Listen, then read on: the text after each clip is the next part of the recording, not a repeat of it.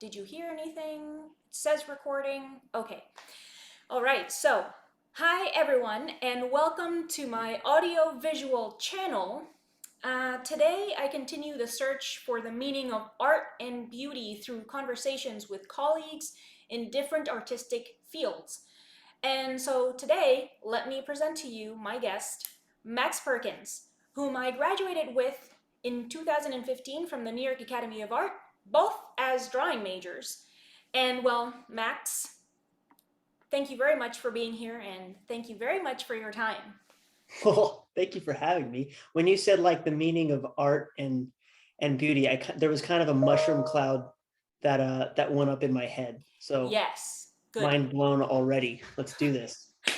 Good. All right. So let's start by having you introduce yourself.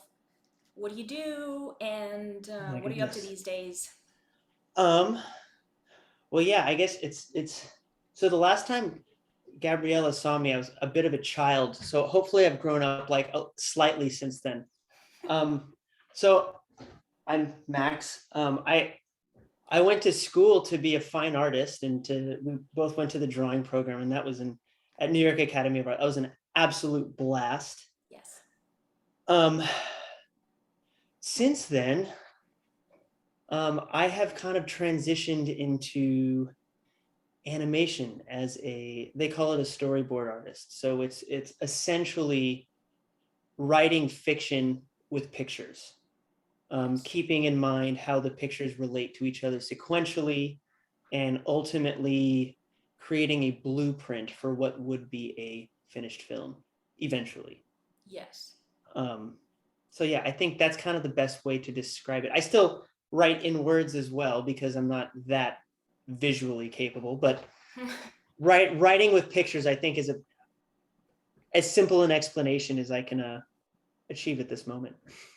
No, that sounds really great. And I was actually just now looking at your Instagram, the newer one that you made, because you made a, Right. a, a whole other one, and and All of a lifetime.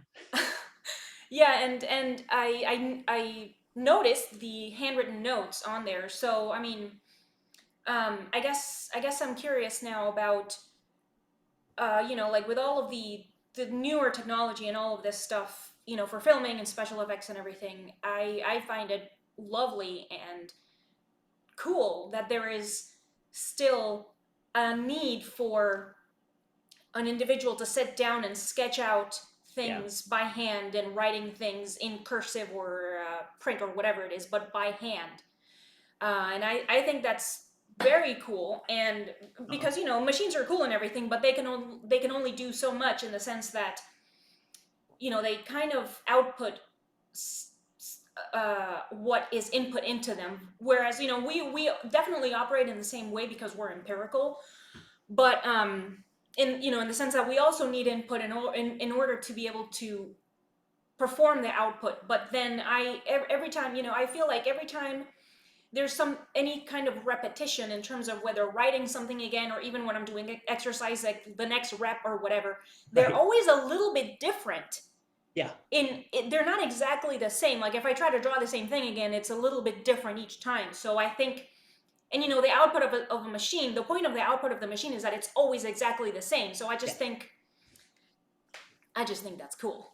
It is, and honestly, even in using a machine, like I use what the thing behind me, the fancy looking machine back there. It's a Mm. Cintiq. So essentially, I take a stylus or what looks like a pen and draw on the screen. And even then, I'm might as well be a dinosaur as far as that goes, because I certainly use it more like I was drawing on paper. I'm pretty crude with my understanding of technology, admittedly.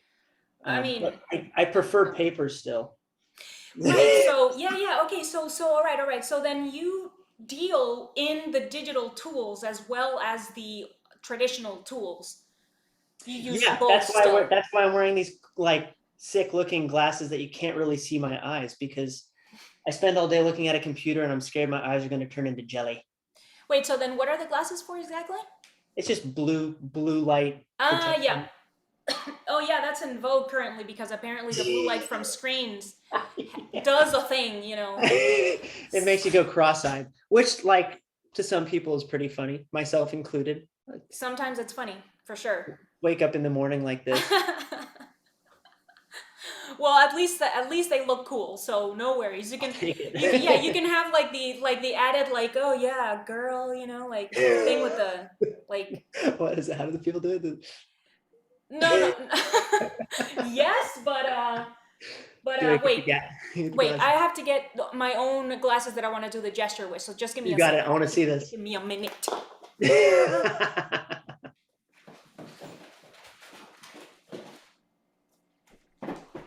Okay, so these are for something specific. They're not for. I mean, they're like protective goggles for when I've been playing with resin, but I absolutely yeah, it's cool. It no, it's just that it's like the first time that I poured the resin on the things, I was like, oh my god, this is really cool. And then when it was dry, I was like, holy shit, this is boss, you know. But okay, let me do the You gesture real got quick because I must. And just so you know that these are not regular glasses like yours, but yours are okay. not regular glasses either. But the gesture I'm talking about is like this, and like yes, yes. Then you can be like, girl, you know, like you emphasize. Yes, exactly. I So love you it. can do that, and I think it's a great expressive tool. But okay, I want to. So this may or may not be tangential as it relates to the whole of what I want to talk about of the meaning of art, the meaning of beauty, and how do they relate and all that stuff. But I think it's kind of somehow tangentially related, or at the very least, it's something that I've been thinking about recently because um, there's this whole everything is going digital, Right. obviously, right? It's logical progression and everything, and sometimes I feel like that or people seem to understand, or it's insinuated somehow that when something goes digital, or like the digital things that come out are somehow better or superior, or somehow those things by existing immediately they make whatever preceded it obsolete. And so sometimes I'm like, I should really try at least the tablets, the digital drawing, the whatever it is, and but I cringe at the thought of, and so my issue is like a text, it's like a sensory one, Right. because for Right. me thinking about the plastic tip of the stylus rubbing against the plastic surface of the tablet or whatever it might be, it's just I hate that because, and I'll tell you why. Once I mean, I've drawn on Yupo and I've drawn on Strathmore's really smooth paper that's practically Right. like plastic, and I really Yeah. hated it. Yeah. So I feel like it must be somehow similar. And actually, my husband was telling me that there's actually surfaces of tablets that try to emulate the surface of Oh the yeah. paper.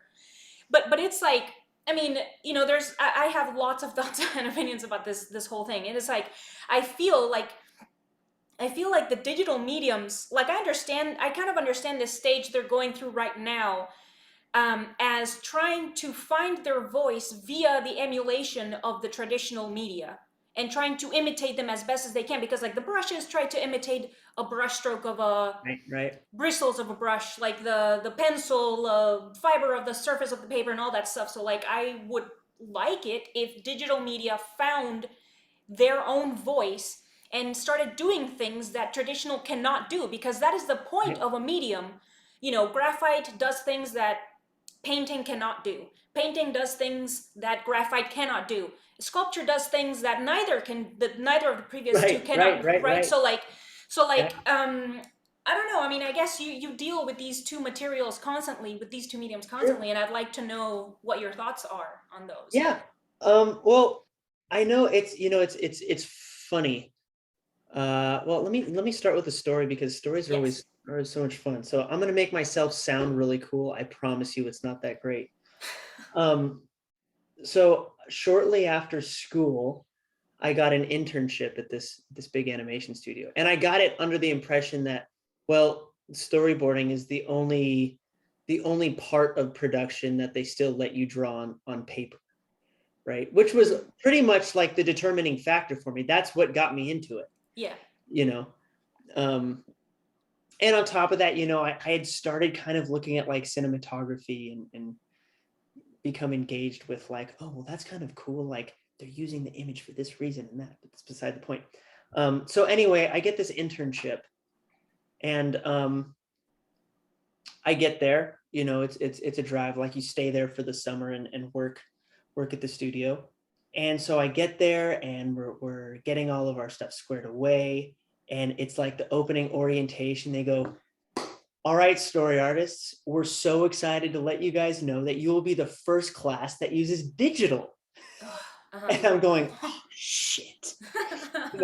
So Oh no. I think it was just like jumping right into the fire. But it was interesting, right? Because I was very much of the same opinion that, yeah, like it will never be the same as, like, you never get the same satisfaction as making a mark on paper or canvas or choose your medium. But I also realized it, because originally I was going to try and paint a bit on the computer and found little to no satisfaction in it, and quickly realized that the way that they construct an image or build up an image in the computer, the process is different. It feels more like engineering than it Oh, does interesting. painting. You can get away with a lot less. I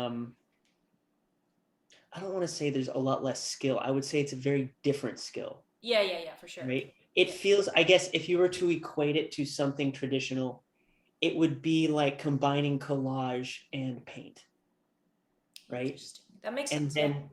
Yeah. then, obviously with the computer, there's little dials, so you can mixing color works slightly different. But being, the color enthusiast that I was, ironically, for having graduated with drawing, I found that quite interesting because, paint, color is very subtractive. The more colors you add, the less saturated it becomes, the duller it becomes. You get the muddiness, right? You get the Yeah. muddiness, exactly. With the computer, it's the exact opposite. It's additive. Interesting. So Oh, the more because of the colors you light. It add, has to be because of the light. it's the light, Yeah. yeah. And so there are some differences, and I have come to appreciate how people construct their images in the computer. Some people are able to replicate the traditional process, obviously not to a T, but to the best you really can given the medium. But I've always kind of just maintained, like, I can still draw and I can still find interesting ways of making marks in the Yeah. computer. Okay. Yeah. But you're right. It's too. I don't think the computer will ever make traditional drawing obsolete. I mean, you look at they still have stage plays, right? Right. Which one would have thought back in the day that movies would kind of upstage and take over, but stage plays very much in existence and still super fun to go and see. Yeah, for sure. And that they said the same thing about photography when it came out, that it's like, oh, now art is going to be obsolete, and it's like that It changed. Yeah. yeah, it's and yeah, it's similar to what we've been saying so far, that it's like, each medium has its own stuff that it can do that the other mediums cannot do. And in the case, I'm sure, I mean, as all of the mediums now continue to exist together, they inform each other, Right. because Yeah. yeah, Yeah. because like, it's like, since photography showed up, it's become basically another thing from which you can draw, paint, or sculpt, in Yeah. the sense that you could before, you could draw or paint from imagination or from life, and like now you can add drawing from photography or painting from Yeah. photography. Okay, so in that case, if what that was a what 2015, 2016 that you got this residency. Right. Right. um, so you've been working with digital in some capacity since then, is that right? Yeah. Yeah. Okay. Okay, I mean, hopefully you've discovered some things that I mean, obviously you have respect and appreciation for the medium, but I wonder, I guess, for your personal taste, what are the what would you say at this point that all right, so what year is it? It's 2021, about 5 years in that case. It's been a while. um what would you say in that case are the pros and cons of each one, digital and Oh my traditional? goodness. Well, Like, if you compare them. it's interesting, right? Um, all right, I guess just because I'm more at this point have done a lot more on the computer recently.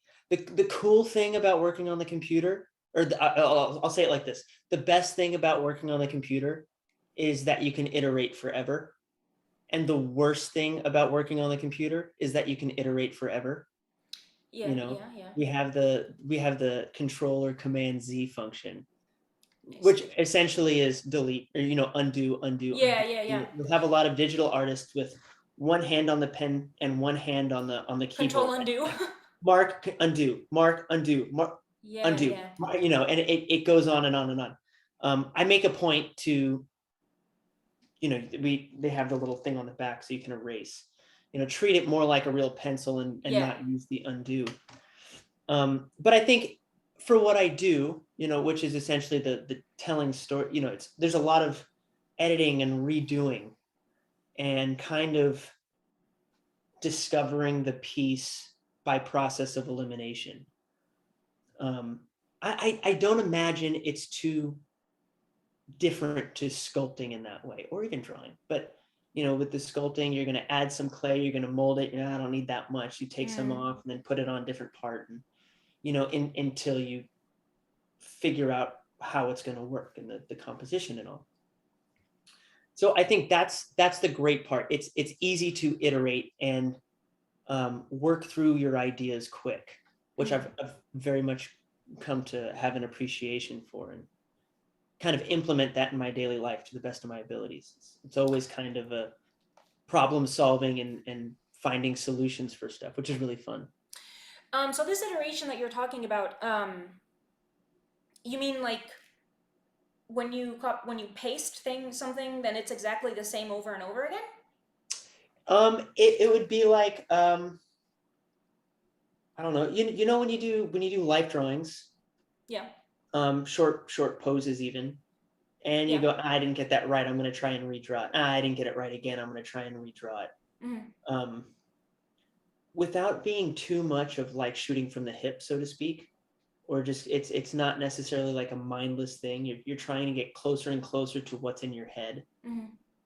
I think that's kind of what I'm trying to describe here is, you can get through different versions of a drawing. You can redraw altogether, or you can make little adjustments as per the computer's capabilities.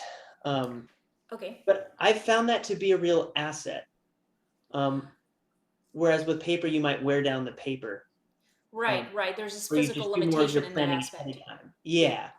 But then that's what I love about paper, is that you have to make up your mind, you know? And I think because I kind of treat all of this as a learning process, right? It's Mm. always just kind of that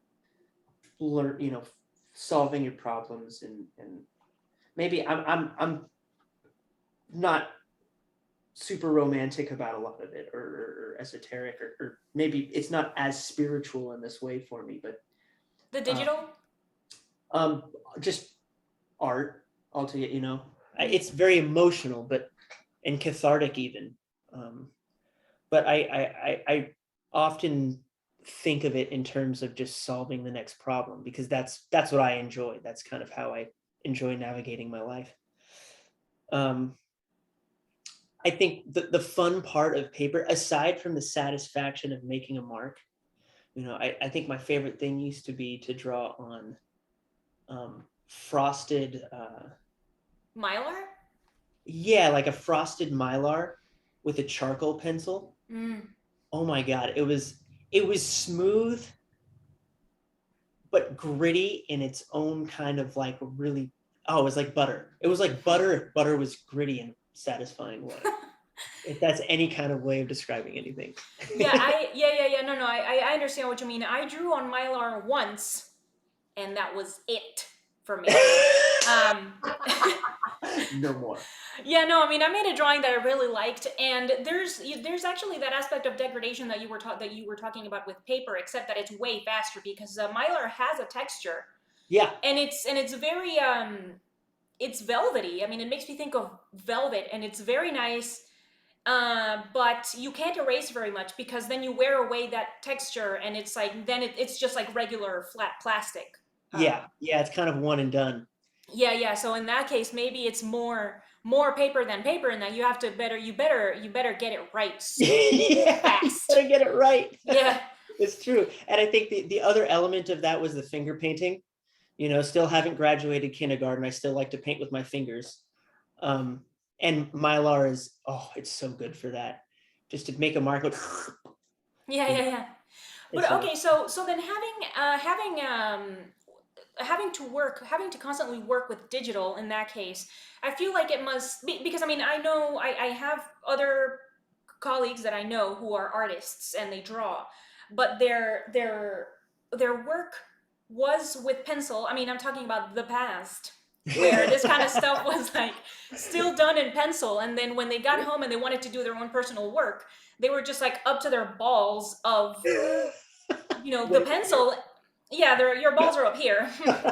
And so they were they were done. They didn't want to draw their own stuff anymore, or like the people that do the conveyor belt painting type stuff, that they go paint for someone else, and then when they Right. get to their own work, they want nothing to do with painting because they're fucking. I mean, I can imagine I would be like, I Burnt am. out. Yeah.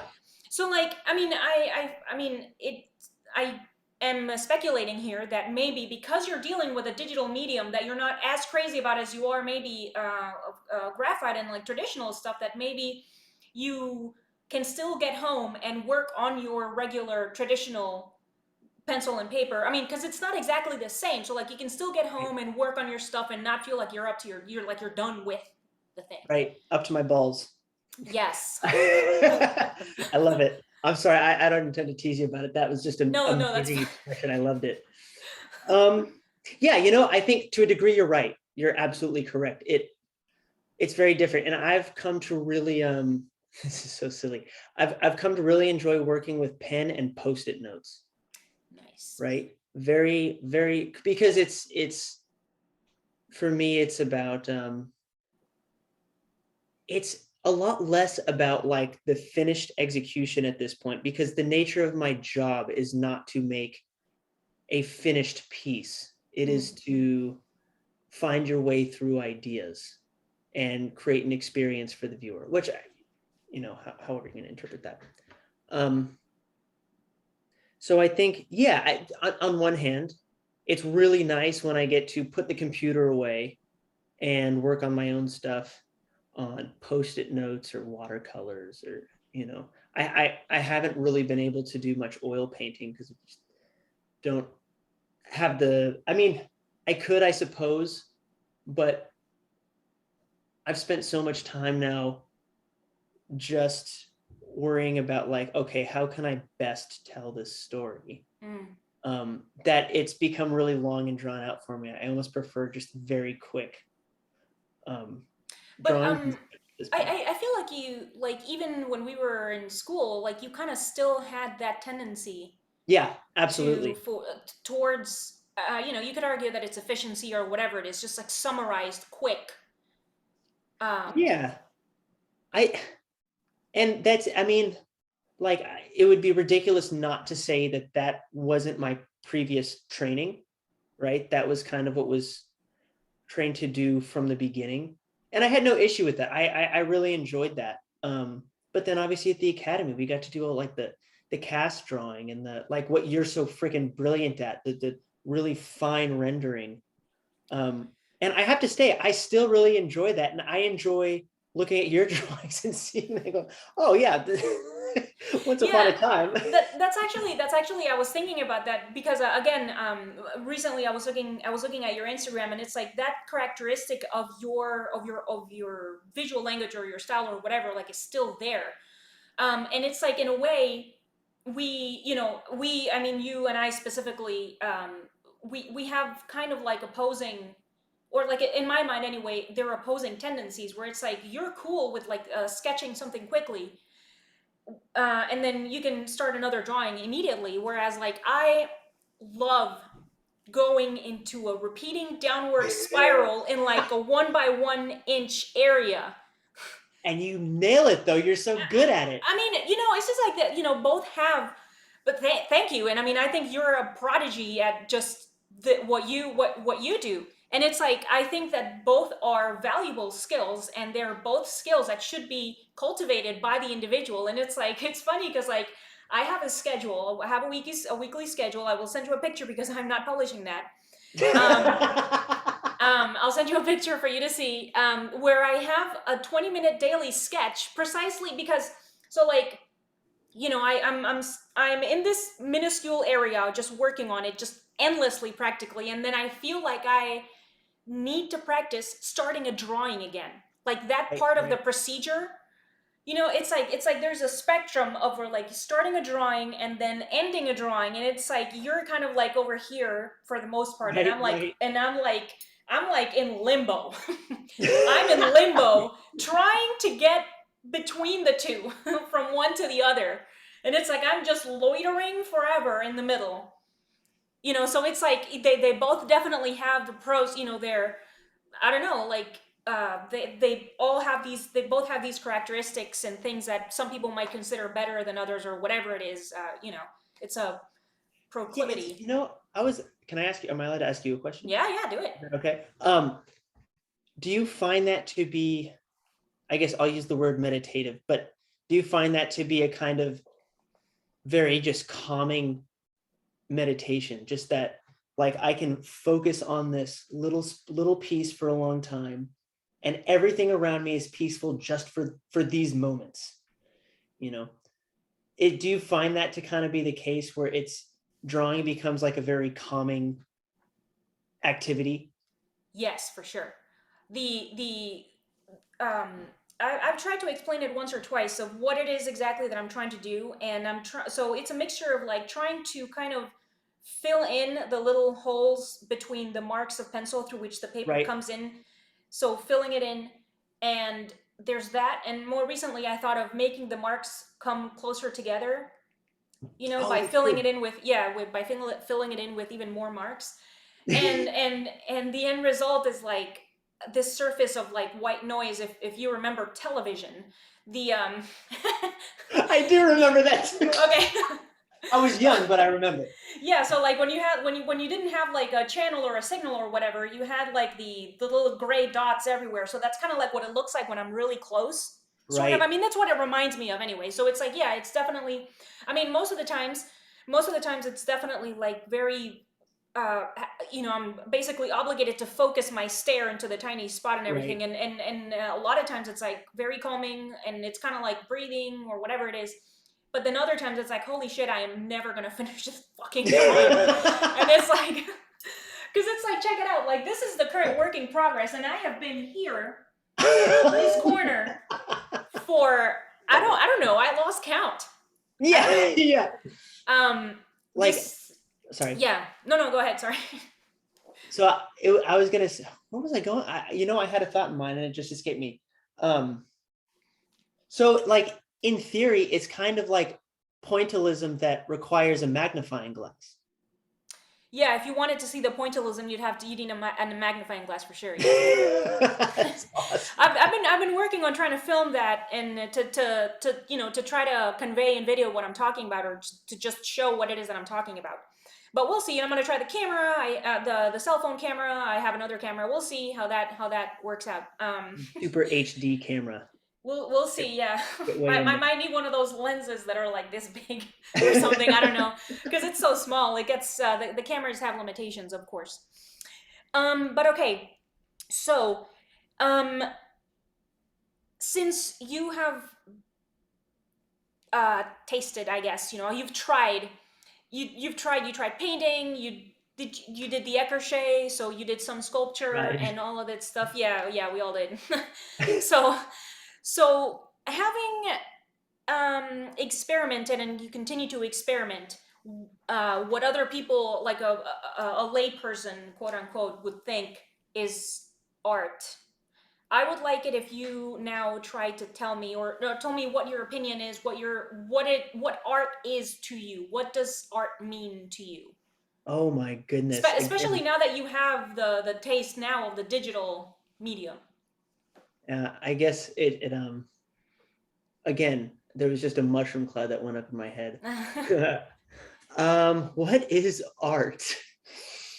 Hmm. And I guess like while you think about it, I guess I don't know, because I remember that when we were in school, you were reading. I remember you specifically reading Art Spirit. I don't remember the Right, author. right.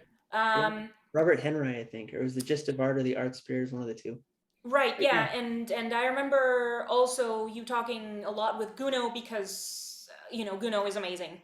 Um, but just because he has really good advice sometimes in terms of just try this or try that or whatever it is. He has a lot of experience also drawing, and I remember you also trying to draw something bad or ugly or whatever it is to kind Yeah, of yeah, yeah. yeah. So Just to try it. I mean, should I do the experience or the art definition first? Do you have preference one way or the other? both. All right, Start fine. with whatever suits you. Okay, I'm gonna buy myself some time on the art question. Um,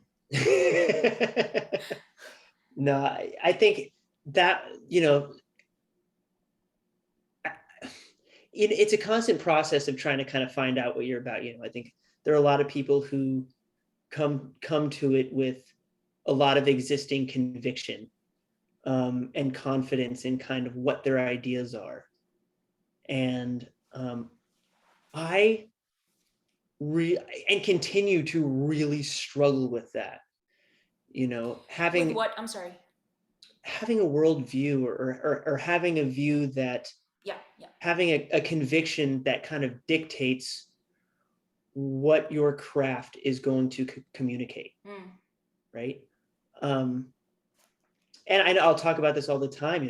I grew up with a father who was an artist, and a brilliant one at that, and I have every bit the admiration for him, that I could possibly give him. And it was so much fun to grow up and have all the books around. And I think if nothing else, it bought me what some would deem a good taste, but others would deem not so much. Mm. Again, that's subjective. Yeah. Um, but I think growing up, I really relied a little too much on others' opinions and really didn't put enough into cultivating my own. And in art school, particularly, it was, I was surrounded by a lot of ideas that I was not used to. And Mm. being young and insecure, it's still insecure. Shit, we're artists. We all are. It's great. Yeah, It's yeah. fun. That's what makes it fun. Yeah. So experimenting kind of came with that. And I think that kind of speaks to what I think art is. I think it's, without sounding too saccharine, it's kind of, I think it's a case of self-exploration, and whatever medium or method you choose to engage in that self-exploration is completely up to the artist. But I find, for me at least, it tends to be just that. If I can communicate how I'm feeling, or what the kind of human experience is, Mm. in such a way that others can relate, I feel that I've done my job. Now I realize, there's a lot of artwork out there that is clever, that is very heady or cerebral or political. And I certainly don't knock that. I don't engage with it myself. I have a tough time relating to it, but people are going to do what they're going to do, and more Sure. power to them. But yeah, I think my feeling is it's kind of a self-exploration thing. I had, a mentor once told me, he had a long beard and a wizard hat. Well, he said, when you're dealing with, he put it in the context of writing a story, right? He said, when you're writing a story, oftentimes you're going to put life experiences or events or feelings in there subconsciously, right? Mm. And they're going to exist in the story, and they're going to exist in real life. And you're going to solve them, hopefully, in either one or the other, right? You're either going to solve it in the story, and you're going to, there's going to be a light bulb that goes off. Oh, that's what I'm doing wrong, Yeah. you know? Or you'll solve it in real life, and all of a sudden you're going, wow, I was being a real jerk when I was writing this. Now I know I didn't, now I know kind of what needs to be resolved. And I think, in building an image, there's a lot of the same kind of stuff, right? Because we're pulling from our experiences and our influences. I would put a lot of weight on that as well. And I think coming from where I come from, it makes sense. Half of my experience has been just my influences. There was a Catherine Howe, actually one of the teachers at the school. It was funny. I don't think we saw eye to eye, but I always appreciated where she was coming from. And she made this book recommendation that I kind of hold in high regard to this day. It's called The Gift by Lewis Hyde. And it's this idea that, he traces this idea through folklore and mythology and anecdotes and all kinds of stories about how, artwork isn't really created in a vacuum, or creativity doesn't happen in a vacuum. By that, I mean, if we didn't have our life experience and those around us, like, the artwork wouldn't be informed. Like, we can't really take full credit for everything we do. Yeah.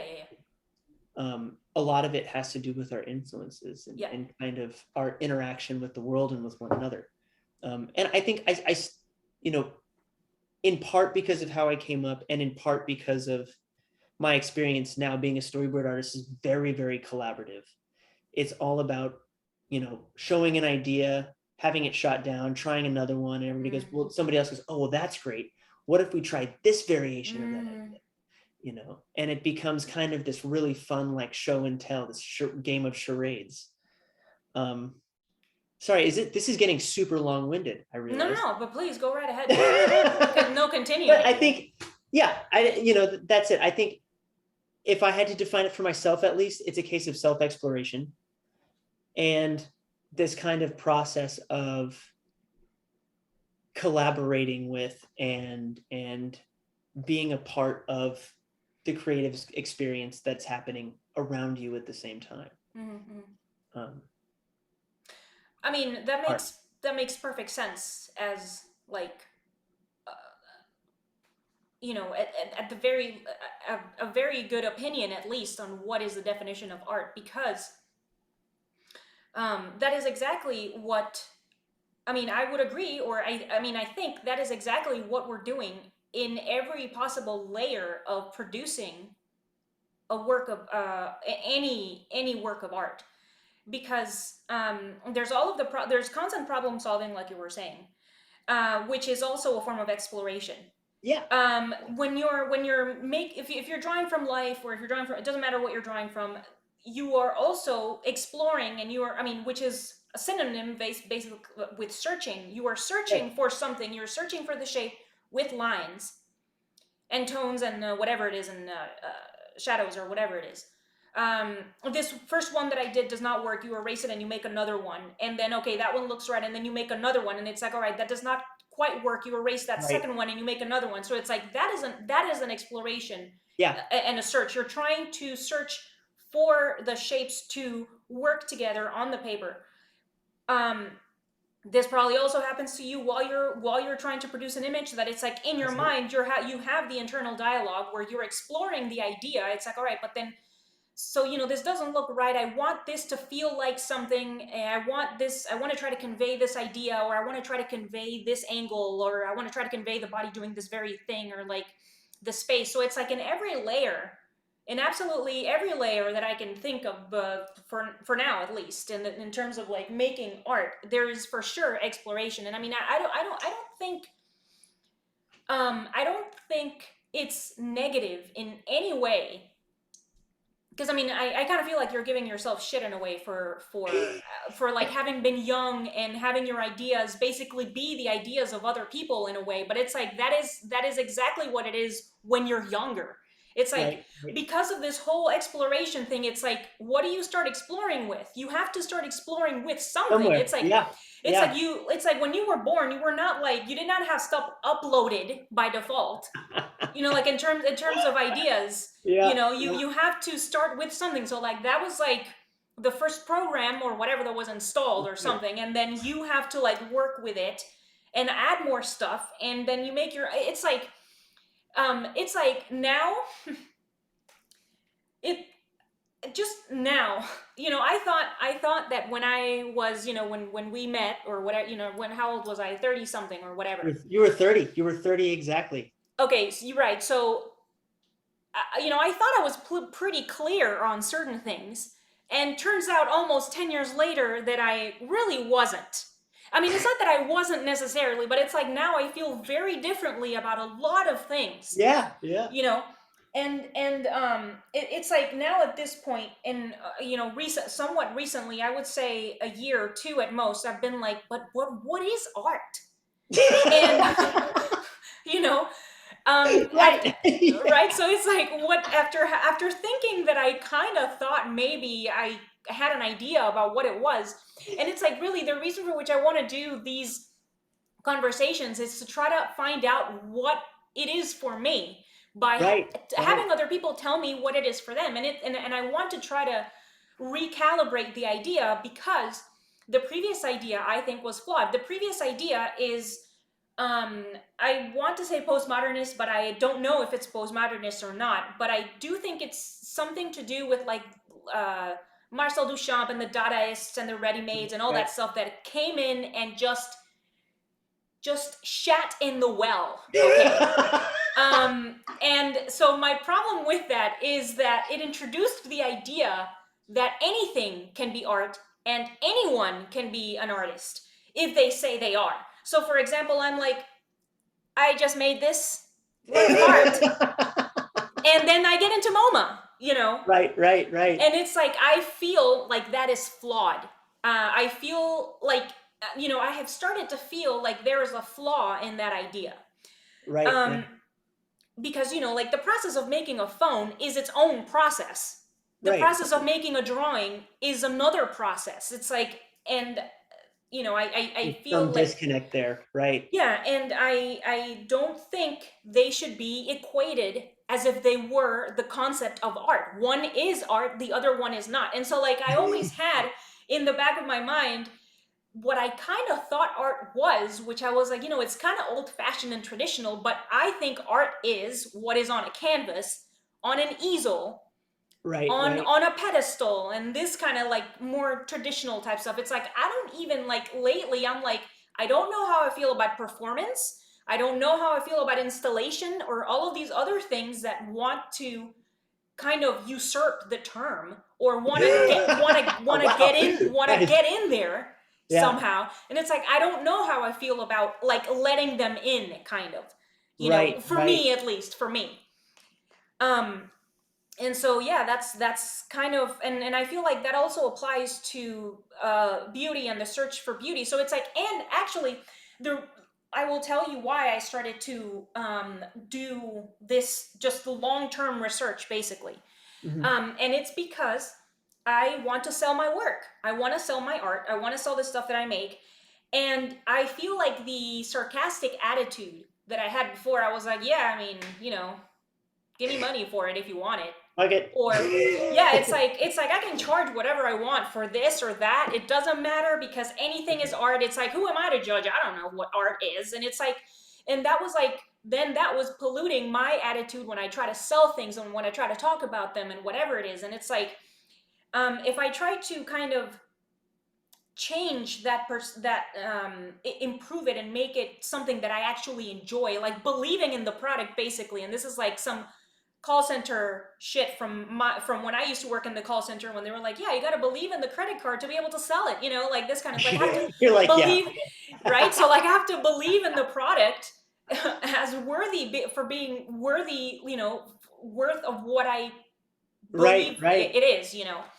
So that's really probably one of the biggest reasons for which I'm want to have these conversations. And so Okay, so let's go then into the next big subject, Let's the do it. other big subject, which is, what is, in your opinion, beauty? What is in my opinion beauty? Um,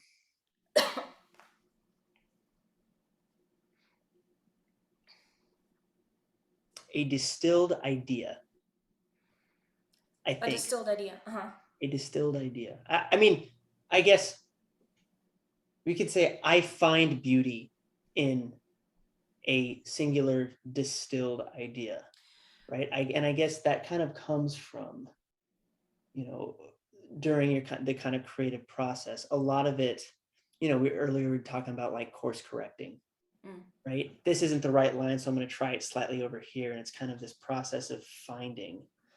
And the really fun part of that process is that you come up with variations on the theme, and whatever the theme may be. It could be marks or colors or whatever compositional element you're dealing with. But I think when there's this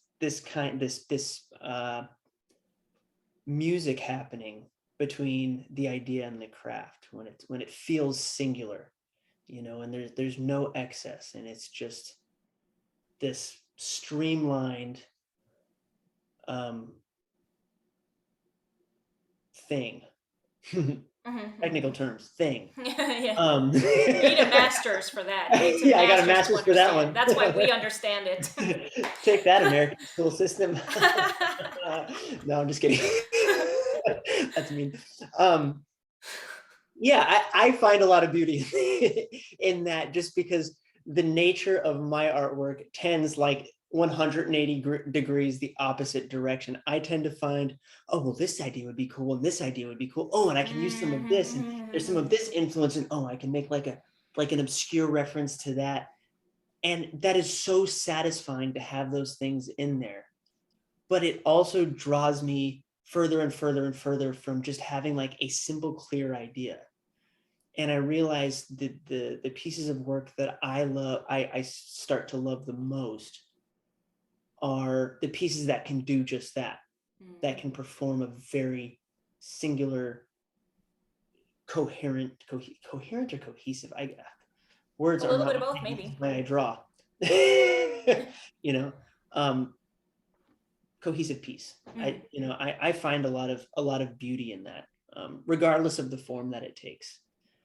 Um, yeah, I guess that's what is your idea of beauty? How do you Um, I'm not sure yet. Not quite sure yet, although yeah, I do putting the find. limelight yourself now, huh? Yeah, yeah, Have really. the 10 apples. The mask is off. Your turn. Yeah, no, I mean that's why I'm asking other people what they think, so that I I can love it. maybe, yeah. But I want to try to understand a little bit better what you mean by a distilled idea. I mean, would you give me an example of a work of art that I would also know, that Ooh, is not distilled, not a distilled idea, versus a work of art that has the distilled idea that you're talking about? Because I mean, when distilled is like something that's been polished really to, instead of, for example, instead of showing a sphere, maybe you just show a circle. So like the circle itself might be, you could maybe consider the circle the distilled idea. I mean, does that right, make right. sense? Actually, that's a great point, right? I was probably disregarding a lot of that type of work when I made that. So that's actually makes for an excellent amendment. Because like with the type of work that you're describing, that deals heavily with ambiguity, right? It's really more reliant on kind of the audience to bring their own experiences and Mm. ideas to the table. Um,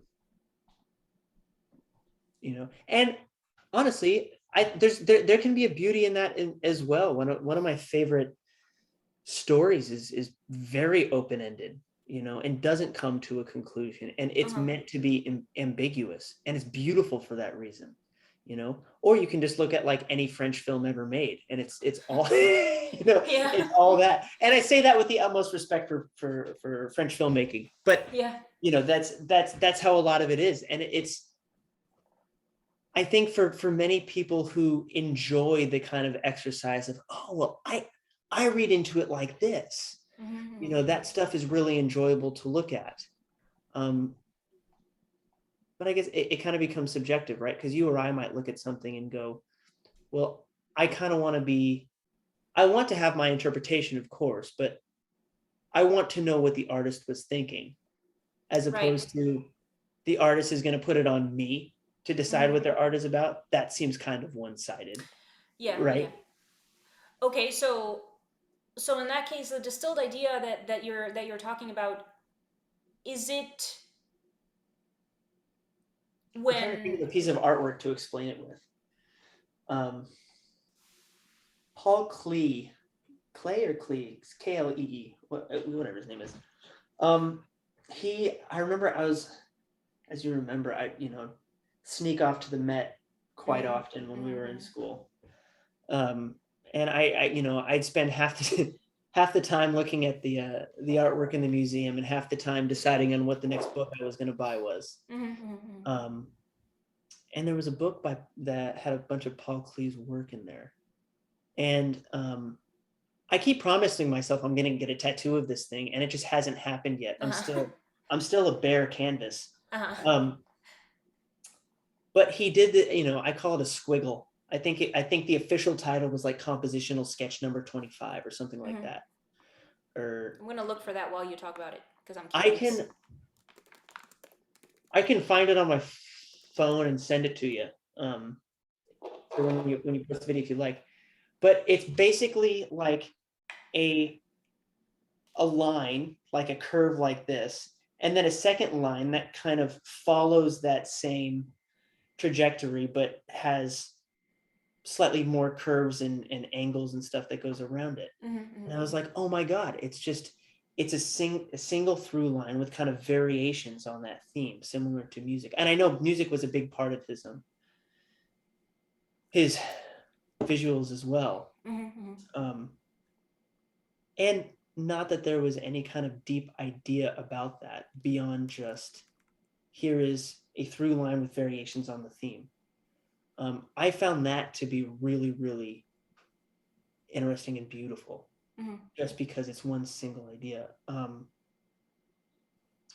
And I don't say that to put down complexity. Right.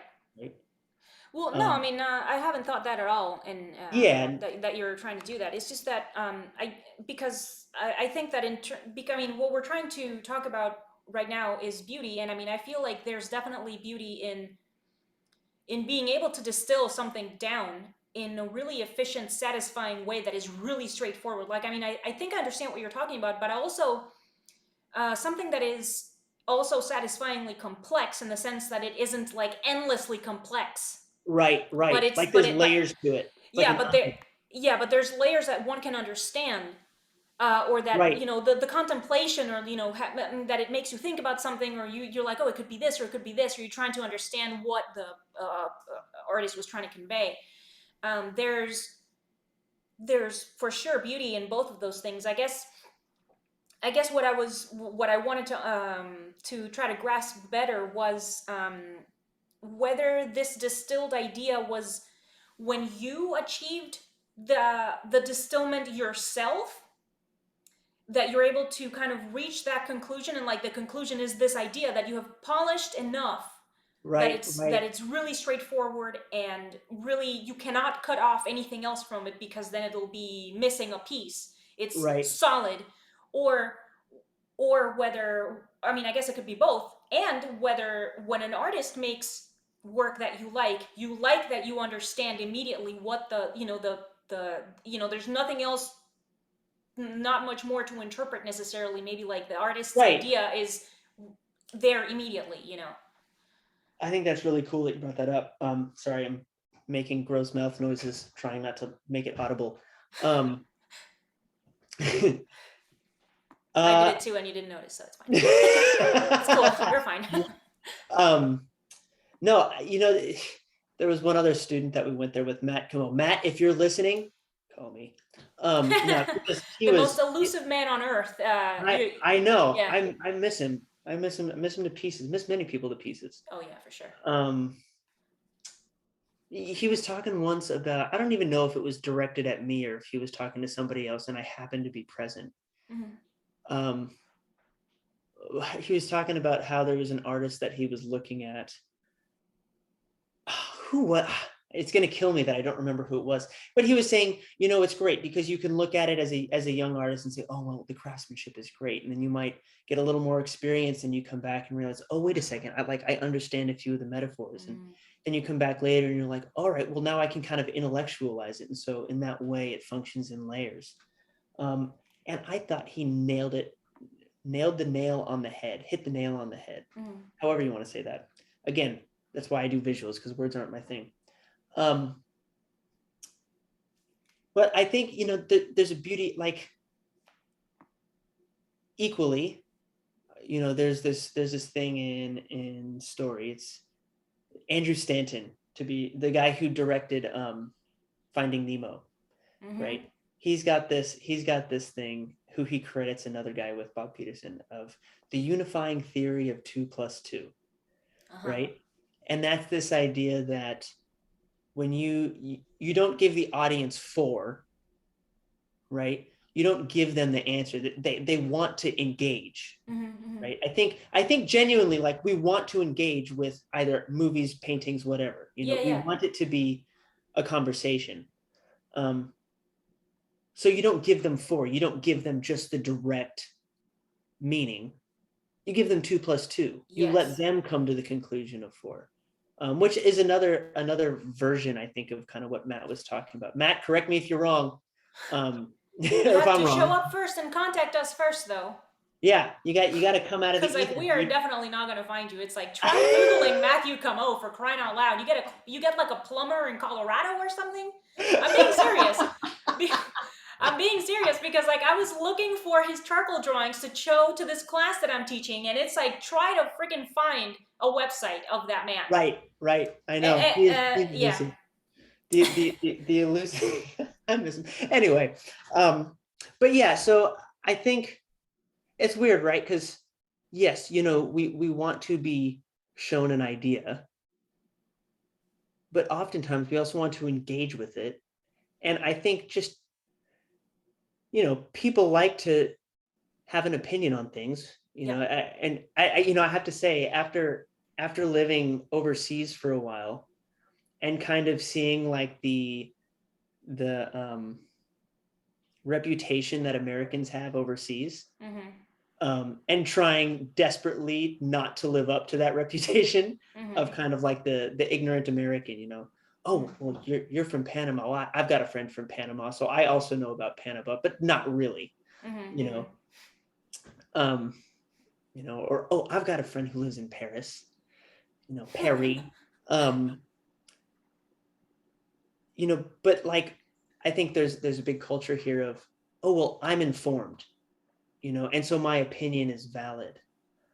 And I don't, I don't mean to put a negative spin on that, but I think that's kind of just how, like, that's a human thing. We all a human thing for sure. Be included. Yeah, right. Absolutely. It's not an American thing. Twists. It's like, for sure. I think that's why movies with twists are so successful, is because everybody feels like they're being let in on an inside joke. Yeah. Oh, I got it. It's a bonding thing for sure. It's a bonding thing. And I think a lot of, the modern and modernist movements kind of function on that, but very much to the annoyance of everybody else outside of that circle. I know jazz for a while would do the same thing. I'm sure every craft at this point has gone through that, but again, that's my humble opinion. No, I mean, I completely agree with you, and I really liked the 2+2 versus 4 thing a lot, because they're both versions of a distilled idea. Right. Except that with the 2+2, it's like it's up to the viewer or reader or whatever it is to finish it off themselves. Whether with the 4, it's like, oh, it's like chewed up, digested, and shat. It's done. What else has been shat? yeah, it's the idea has been shed. It's like what else is there for the viewer to do? And I think that's a really really good distinction. Um, Yeah, I always thought that was because like great. yeah, because like the 2 plus 2 requires the contemplation that I think art also requires. Yeah, For the viewer at least, and it's like even if a viewer does not, because that's a whole other thing as well. It's like everybody has their own visual language. It's like if you and I are looking at the same image, it's very likely that you're going to see something and I'm going to see something else. right. But Yeah, then it's like, if the image is an example of a 2 plus 2 thing where it's up to each viewer to kind of figure out what they see on their own, or by talking to somebody else or whatever it is, um the it still has that demand of the it demands that of the viewer, where it's like, all right, you have to figure it out, you have to figure the rest of the way out for yourself. yeah, yeah. um and that's really quite great, because the term contemplation has also come up in the research that I've been trying to do about the meaning of art and what art it is and everything. And there's this author, architect, I don't remember exactly what it was. I think he was effectively a writer and an architect. His name was Roger Scruton. And That's it sounds cool because he was British. And cool.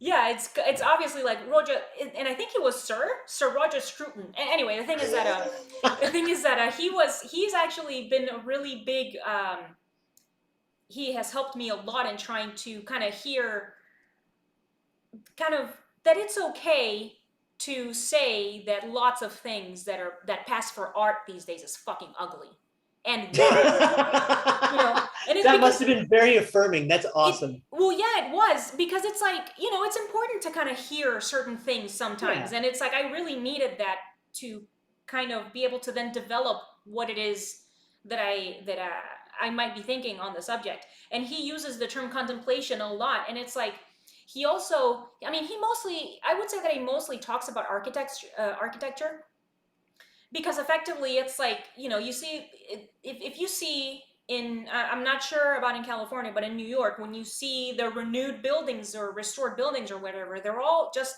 first of all, they stick out like a sore thumb, and second of all, they're just boring and ugly as hell, because they're just boxes.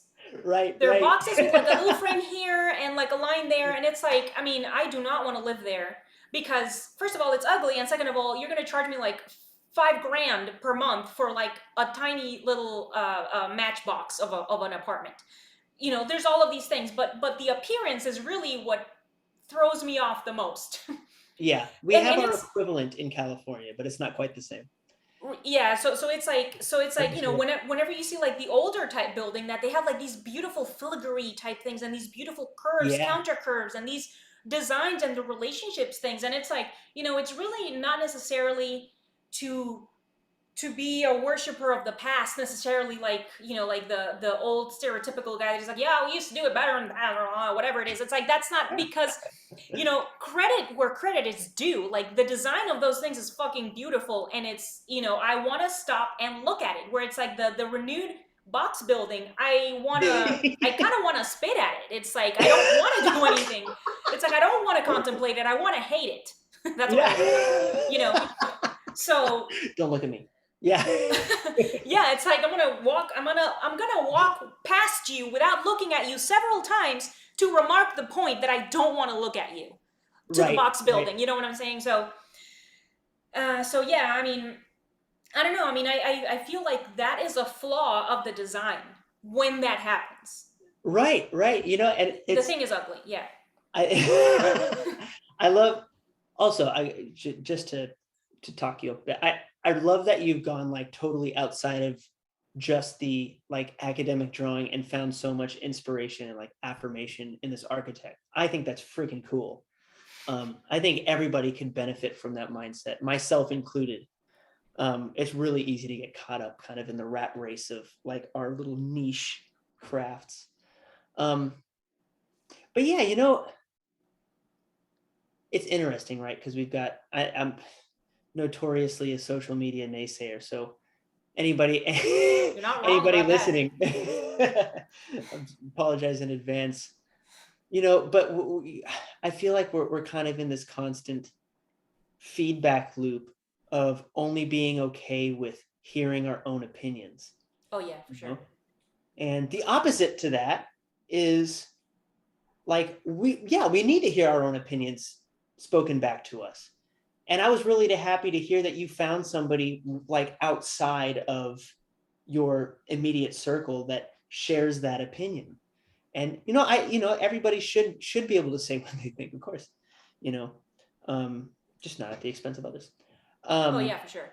Have a conversation but about it and I like think discuss I them. think that's really missing today, and that's that was part of my excitement. I mean, outside of just getting to catch up with you and like get to talk to you because it's been for fucking ever, It really has. which is on me, and like it's No, it's on me too. it's not It's on me too. but I think it's great to be able to talk to somebody with a different opinion, and it can be a two-way conversation, and it doesn't have to be about convincing the other party of my opinion or of one's opinion. It can just be, oh, you know what? I never thought of it that way. Mm-hmm, And mm-hmm, I mm-hmm. think I always enjoy those conversations much more.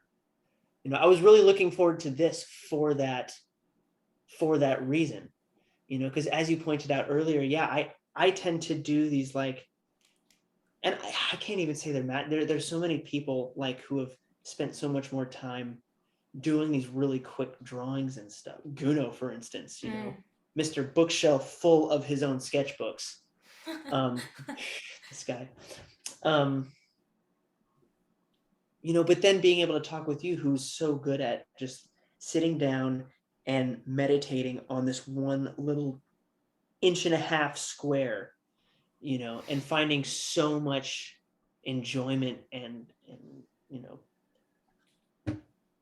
so many great experiences in that. That's so cool. It really is. And all right, all right. So um of course I agree with you about the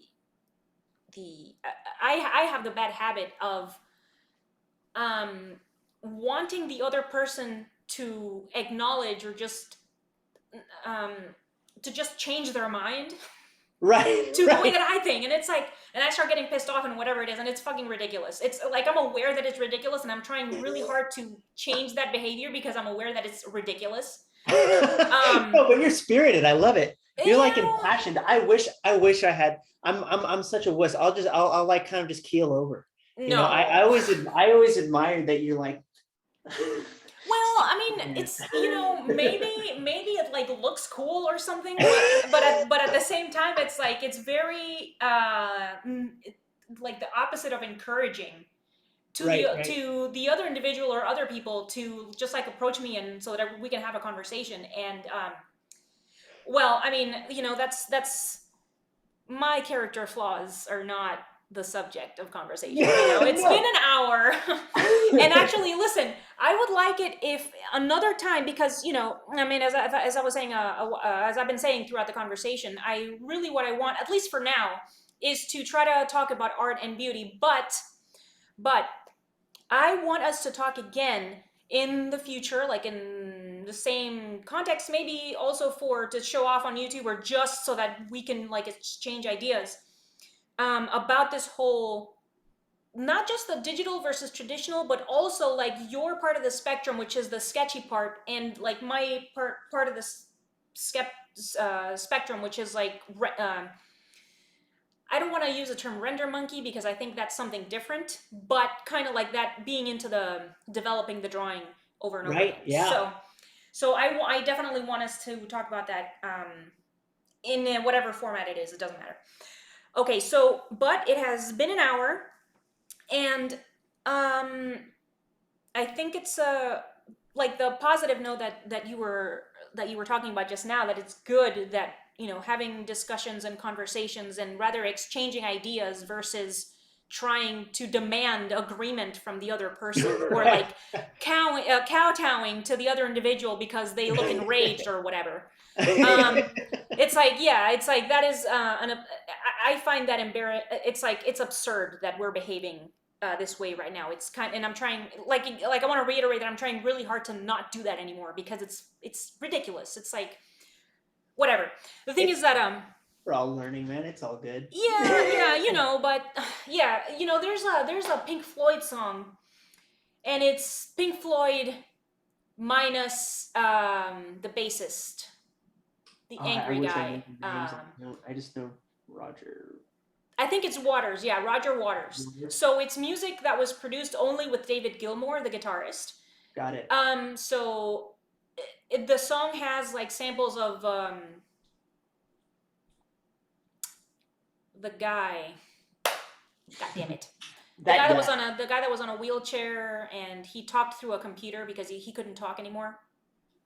You're not talking about Stephen Hawking, are you? Yes. Yeah. Really? Yes. Oh Yeah, my the song. God. All right. Yeah. The song is called "Keep Talking," and the album is nothing out of the ordinary. But even though it's Pink Floyd, but the thing is about the song is that it's called "Keep Talking," and then Stephen Hawking is talking about why we have to keep talking. Right. Um, Right. and you know, as humanity, it's like the talking is why we've gotten this far, and it's how we have to try to get through whatever hurdles we're kind of dealing with right now. So. I just feel like it's a really good that took a while to say, but it's a really good place to kind of start to start closing it off. So I don't know. I mean, if people want to see your work, Oh Jesus! Don't look at that. don't.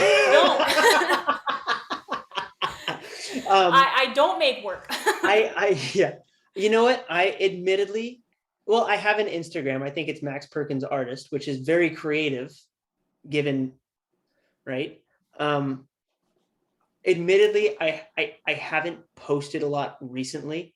I think it's been almost a year, in fact. Really? No way. I was just looking at it. Last Valentine's Day, I think was. You're right. Okay. I'm terrible. I'm terrible at social media. No, you know what is I took Instagram off my phone because I was beginning to spend more and more time, and it was time sucker. I will make a commitment now that I'm online, giving my opinion to the world. I will make more of an effort to post some stuff. And now that I can like post from my computer, thank you Instagram. We can now post from our computers as opposed to just our phones. That makes everything super easy. But yeah, you mentioned talking again, like abso-fucking-lutely. Yeah. Anytime. I love. Yeah, let's do it. Anytime you like. That sounds awesome. We can like talk it out like we did over text, and then Let's do it. yeah, for sure. Okay, that sounds really good. All right, so I'm gonna close this off and stop the recording. And well, thank you everyone for watching, listening, and well, I'm gonna put your Instagram in the video description anyway. Okay. Because I mean, I think it's worth looking at it. I mean, I saw the last post that you're talking about, and it's fucking awesome that you made that this is little comic. a Valentine's card. It's freaking, I mean, really, it's like, and it's like, I'm gonna go off on a tangent again, but it's like when I package my work, I've been writing a handwritten note where I describe the work. It's like I use this, and all the packaging material is reused, and it's like, man, that is a solid fucking tradition. A handwritten note, let me tell you. It's absolutely. like, I am gonna, yeah. It's like, and I'm investing that effort in putting that into the packaging, and like have that association be made with my work because I like it. And on top of that, sorry, no, go ahead, go right ahead. Extending it here. No, do it. Like the personal connection, right? You make it special for the viewer, for the person who's buying it. Yes. It's that's always the magic. If you get that little extra bit of connection with either with the artist or with the viewer, it's I agree. I absolutely love that about it. Yes. The personal notes always just, it always makes it that much better. It really does a thing. Let me stop the recording, and the previous time it cut off the thing entirely, so I'm gonna try another button, which is pause instead of stop, because